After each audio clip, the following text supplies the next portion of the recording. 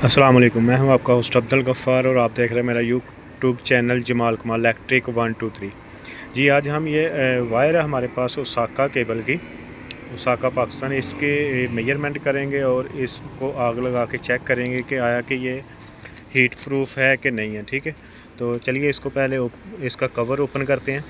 तो ये देखें, मैंने इसका कवर ओपन किया और ये 329 है। ठीक है, इसमें मेरे पास आपको 729 और 736, 744 और इसके बाद में 752 और 764 अवेलेबल है। ठीक है, तो किसी भी भाई को चाहिए तो ये मेरा व्हाट्सअप नंबर नीचे है और कॉल नंबर भी यही है। ठीक है, तो इसको हम जला के देखेंगे कि आया कि ये वाकई हीट प्रूफ है कि नहीं है।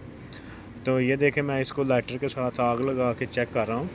इसमें इसका जो नैमल है ना, थोड़ा भी जला हुआ नहीं है। ठीक है, तो ये मुकम्मल कॉपर में है 99%। ठीक है, और इसमें आपको 90 मीटर लेंथ मिलेगी, इसमें कम लेंथ नहीं मिलेगी। और इसको 99% कॉपर में मिलेगी और प्योर हीट प्रूफ होगी। ठीक है, तो इसको हमने जब बनाते हैं तो इसको हम लोग पहले इसका लेबॉरेटरी टेस्ट करते हैं और इसको बाद में बाज़ार में फ़रोख्त करते हैं। ठीक है, तो मिलेंगे नेक्स्ट वीडियो में। अल्लाह हाफिज़।